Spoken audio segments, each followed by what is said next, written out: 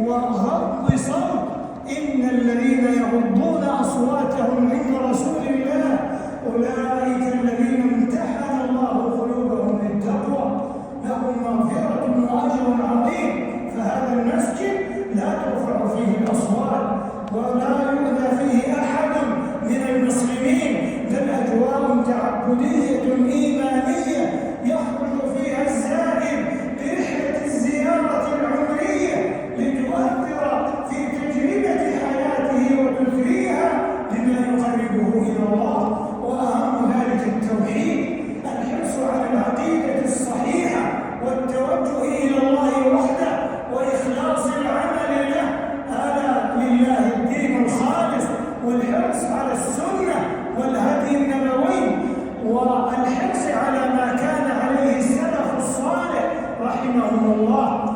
قدمت لكم جهود عظيمة، كل ذلك لكم ومن أجلكم، فتعاونوا مع إخوانكم المسؤولين ومع الجهات الأمنية، لا سيما الجهات الأمنية، لأن أمن هذه البلاد المباركة وقدسية الحرمين الشريفين قضية ينبغي أن نحرص عليها جميعا. وعلى المرأة المسلمة وهي تأتي إلى مسجد رسول الله صلى الله عليه وسلم أن تتجمل بالأدب والحياء والاحتشام والحجاب وعدم مخالطة الرجال، فلها ولله الحمد والمنة مصلياتها المخصوصة.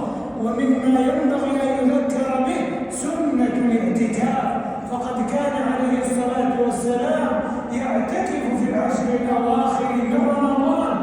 فعلى الإخوة المعتكفين أن يقضوا أوقاتهم بما يقربهم إلى الله، وأن لا يشتغلوا بالتصوير والأجهزة المحمولة والهواتف وشبكات المعلومات، فما هي إلا أيام معدودات، فعلينا أن نستثمرها بالطاعات والتوبة إلى الله والاستغفار والحرص على استثمار هذه الأوقات المباركة والأزمنة الفاضلة والأماكن الشريفة في وحدة المسلمين وتلاحمهم واعتصامهم بالكتاب والسنة واجتماعهم على ما يقربهم إلى الله تبارك وتعالى.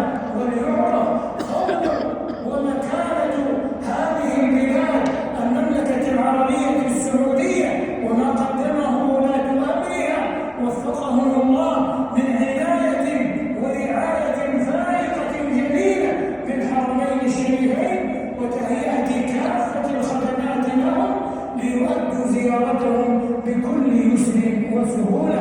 تقبل الله منا ومنكم صالح الأعمال. اللهم اجعلنا ممن يغتنم هذه العشر المباركة وممن يحسن الأدب والجوار بقرب النبي المختار صلى الله عليه وسلم. اللهم إنك عفو تحب العفو فاعف عنا.